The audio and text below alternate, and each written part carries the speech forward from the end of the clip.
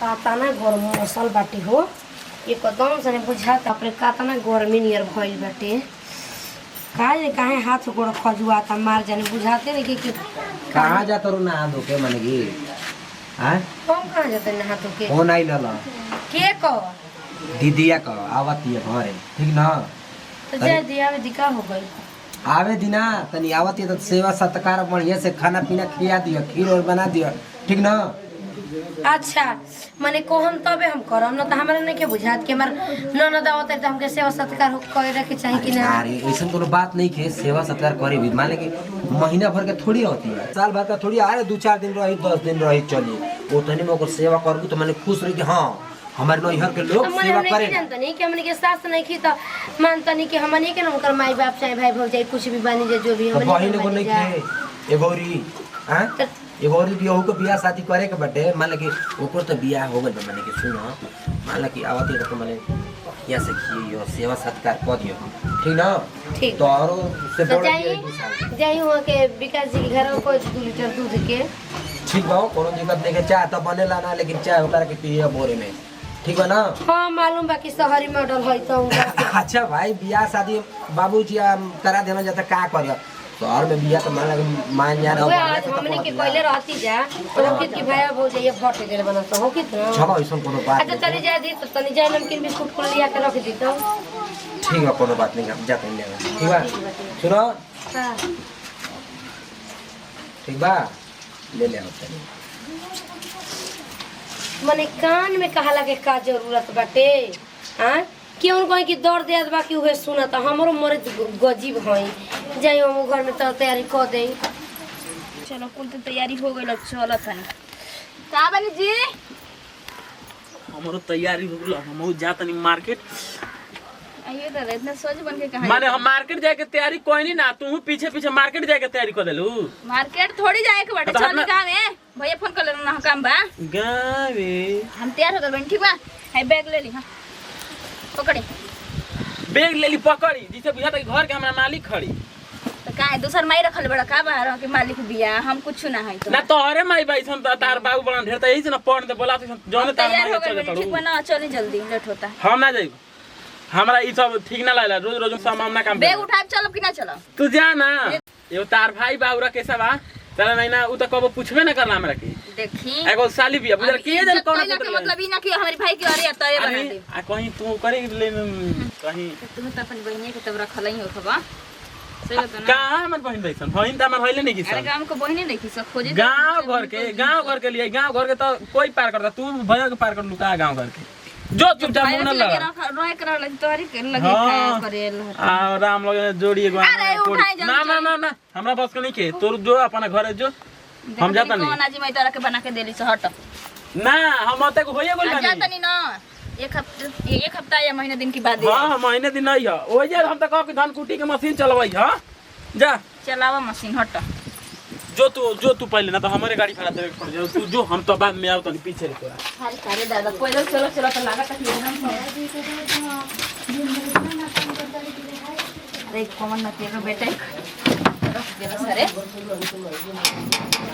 भाभी के हो अरे खोला हो के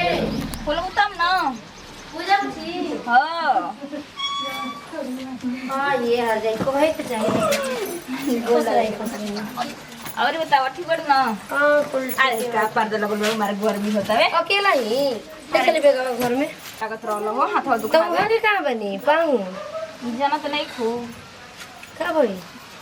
अरे काम धंधा के चक्कर में ना आइल हम मौगात रहने से बिस गाड़ी कोई सन मोर दवई हम तो आजा दिया बाप से ना मोगई त के करा से मोगई हो अच्छा तो नहीं का अरे छोड़ा हम आ गइली ना उनसे कौन ले दे काम बेचनी आई रहती तो तनी मोर मजाक कर तनी आ बड़ा काजल लगो ओके पोता लागत है कि सोया सागरत मनैले वाला बढ़िया से चल यार जाइए बाप से ना मनइए हमरा से का मनइए हमरा से तुझे मना के मना का ईटा पत्थर लेके आई बनी का ये में बाप रे अरे तोहरा कान में भारी हो है साड़ी ओड़ी हमारे खाती बैठी बड़ी कोड़ा घोसी हो आई जी बुची दीदी आई बनी जी आपको अरे वो बाइल बड़ी पूजा बुची ले यो पानी में आई सनार गरिया रे ये और पूछे के ना प्रणाम दे दे के गिर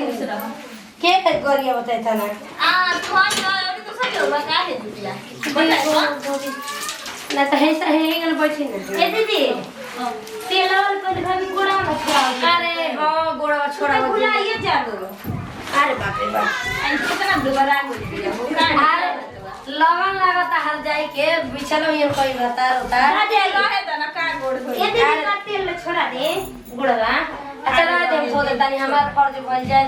और पानी पिए के लिए लेकिन जे साथ कर दुश्मन के भौजाई एकदम हमारे भौजाई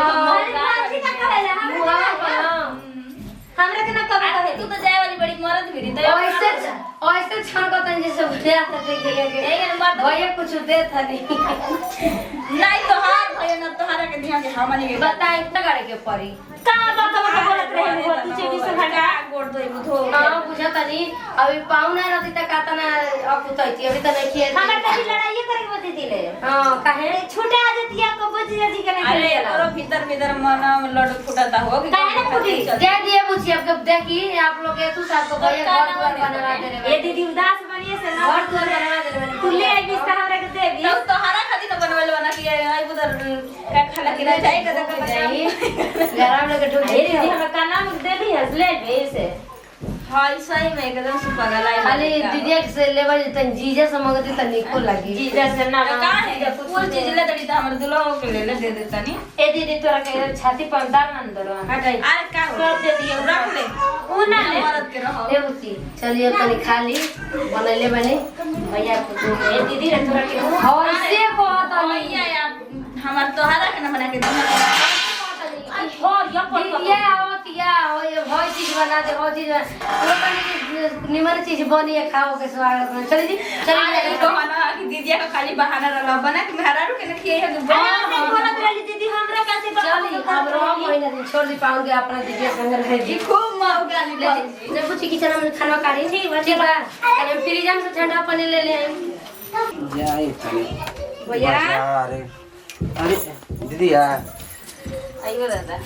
गोड़ लागत है अरे अब लोग कहाँ रह रहे कब का आइल बड़ी है आ कब को आइल बड़ी तब अब जा- आवते तोरा बानी भी तुरंत जात रहनी तनी काओ दूसर बियाह कर जा लड़का घूमे जाता नहीं हमके पता बैठा रह न पड़ी पता रहल कि तू आवे वाला बाड़ी ठीक न अपने फोन कोई न हां कहत न कि पता रहल आवे फोन पहले रहनी भुला गेल नहीं भुला गेल अच्छा सुन कब का आइल बड़ी सुबह नहीं कना अरे नहीं हम सुतल रहनी छातावा पर आ का नाम गोड़ो ढोलो थिया हां हो जाए तो बड़ी कहले रहनी कि रीति रिवाज पहले लेके चले के चाहिए और माना कि कुछ अभी जाता पानी रही? पिए के तरफ से ना अरे कुल पी लेनी है कहां जाता रहा कहाँ जाते नहीं तनी बाजार जाते नहीं तब तू आइल बड़ी तो कुछ ले ले आओ तनी मुर्गा उर्गा मछली उछली सुन ना 1 किलो मत लेके 2 किलो तो ले खाए के मुर्गा मत खो हां बलमुआ चाप खो अरे ना वो ना खा अरे बहुत अच्छा लागेला गड़ी नियर लागेला बलमुआ चाप खइबी ना माने एकदम देह चर्बी आ जइतू आज ही रहे खा तोन लोग के सिखा दे लिए खाए के ना बाबा जी खा रहे खा ले तो खा लेबे तो ठीक न रही जन लगला त ले ले अरे बहन तू हमार दिल चीर के मांग ले तोर जाने खातिर हाजिर अरे बाटे। ना हो दादा तो हर जान काहे के नहीं हमर भैया हमरो उम्र लग जा अच्छा चल जीजा कैसन बा ठीक बा ना काहे ना आइल अरे जब थोड़ा फालतू आदमी का नाम ले अच्छा क्या काम चाचा करब हम जाते नहीं बाजारे हम ले ले आवतन मुर्गा ले ले आवतन ठीक ना ठीक है जा बलमुआ चाप ना खाबी तो मुर्गे खो का दिक्कत है बड़ा तक बनिए का रंग झर रहे जी अरे अब आइल बड़ी तो कुछ ले आई बलमुआ चाप ले आई मुर्गा ले आई अब बोला मुए चप मने आपके दीदी के अरे सामान बैठ वाला ना। का। नहीं जा लेट होता है साँझ हो जी तो मेरा होय देखो हो दादा अब ससुरारी तो गरिया है ससुरारी जानी तो झाड़ के जेबे ना करनी डेंटिंग पेंटिंग ए भैया तनी को चुमा दे दीजिए लिपस्टिक लगा के बनी अरे उल्टा वही जा तो बाजार जा छोड़ ना गो का ले लीजिए देर मौका तड़का आज सुन फीलिंग आते देख के ये सब बुझाता कि निन्नहुआ का बनी गया के फीलिंग अरे दादा तार कहानी पेट हो? ना भरेला।